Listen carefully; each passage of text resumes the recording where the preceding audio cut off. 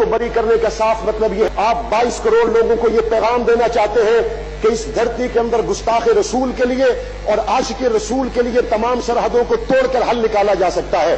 میں دیکھتا ہوں اس ملک کے اندر اصغر خان کیس کا ابھی تک کوئی فیصلہ نہیں ہوا، اس ملک کے اندر ابھی تک جنرل مشرف پر جو چارجز لگے ان کا کوئی فیصلہ نہیں ہوا، لیکن اگر جلدی فیصلے ہوئے یا ممتاز قادری کے ہوئے، جلدی فیصلے ہوئے تو آسیہ ملونہ کے ہوئے۔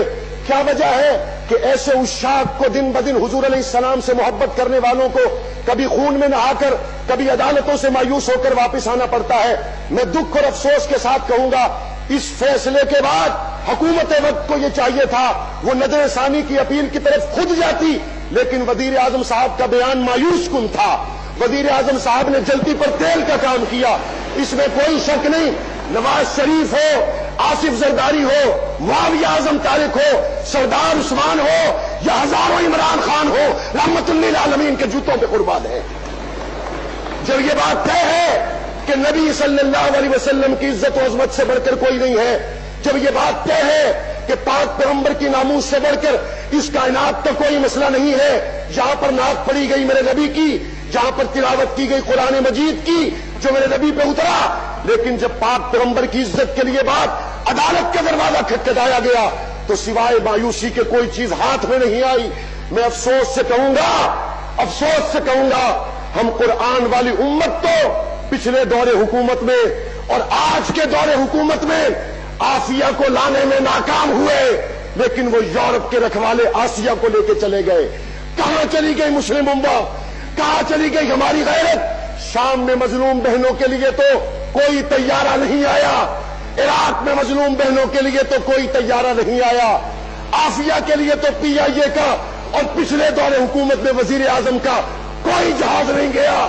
اور آج یورپ کے دلدادہ، انسانی حقوق کے نمبردار 22 کروڑ مسلمانوں کے جذبات سے کھیل کر اس ملعونہ کو واپس لے جا کے یہ بتانا چاہتے ہیں لا الہ الا اللہ کے نام پر بننے والے ملک کے اندر بھی محمد کی عزت کے قانون پہ کوئی سمجھوتا نہیں ہے۔ میں افسوس کروں گا، میں یہ اپوزیشن یا حکومت کے لیے نہیں کر رہا، یہ میں اپنی شفاعت کے لیے کر رہا ہوں۔ خدا کی قسم جب میں آج کے حالات دیکھتا ہوں میرا دل پھٹتا ہے، میں رحمت للعالمین نبی کے سامنے قیامت میں کیسے پیش ہوں گا؟ میں رحمت للعالمین نبی کے سامنے کس منہ سے پیش ہوں گا جہاں پر تمام ان لوگوں کے حقوق تو ملے؟ میں افسوس سے کہوں گا جنہوں نے فیصل آباد بند کیا، کراچی بند کیا، پورا پاکستان بند کیا جمہوریت کے لیے، ان کو تو تانے دیے گئے۔ میں نے حسین کے نانے کے لیے آواز اٹھائی تو دہشت گرد ہو گیا، میں نے ابو بکر عمر کے پیر کے لیے بات کی تو سمیع الحق کا لاشا اٹھانا پڑا۔ میں یہ بات صرف رحمت للعالمین نبی کی شفاعت کو سامنے رکھ کے کر رہا ہوں، اور میں اگلی بات کروں گا جنہوں نے ناموس رسالت کے عنوان پر لاشیں گرائی، ملکی املاک کا نقصان کیا، توڑ پھوڑ کی ہے، ان کو ایسی سزا ملنی چاہیے کہ وہ عبرت کا نشان بنے، لیکن اس توڑ پھوڑ کی آڑ میں جو پاکستان کے کروڑوں پرامن عشاق مصطفیٰ نکلے تھے ان کے احتجاج کو نظر انداز نہ کیا جائے۔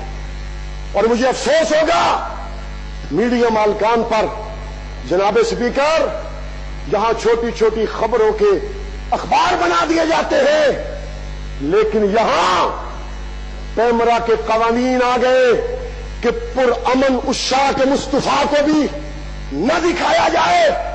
اس کا کیا مطلب ہے؟ اس کا کیا مطلب ہے؟ میں میڈیا مالکان سے کہوں گا یہ پیمرا کا نوٹس تمہارے کام نہیں آئے گا، پاک پیغمبر کی شفاعت تمہارے کام آئے گی۔ میڈیا کے منہ بند کر دیے گئے، کسی نے ٹکٹ تک چلانا گوارا نہ کیا۔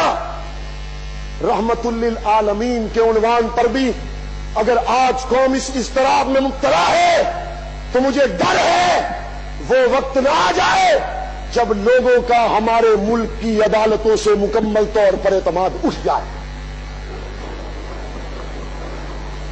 میں اس حوالے سے ایک الگ الگ قرارداد لانا چاہتا تھا، لیکن میرے پاس الفاظ ختم ہو گئے۔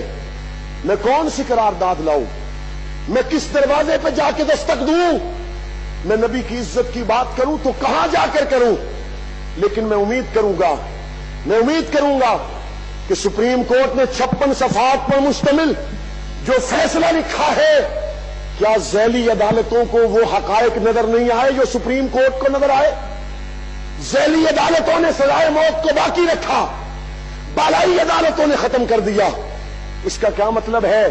ناموس رسالت حساس عنوان ہے، اگر ذیلی عدالت کے لوگوں نے حقائق کو نظر انداز کر کے اسے حضور کا گستاخ ڈکلیئر کیا تو اس کا مطلب یہ ہے جناب اسپیکر، نیچے والے وہ تمام ججز کے دل میں ایمان نہیں، چونکہ کسی کو گستاخ رسول کہنا بھی ٹھیک نہیں اور جو ہو تو اس کو بچانا بھی ٹھیک نہیں ہے۔ یا وہ ٹھیک تھا یا یہ ٹھیک ہے، آئے حکمران اور میڈیا پر اس بات کو واضح کرے کہ یہ تمام تر سازشیں کہاں سے ہو رہی ہیں۔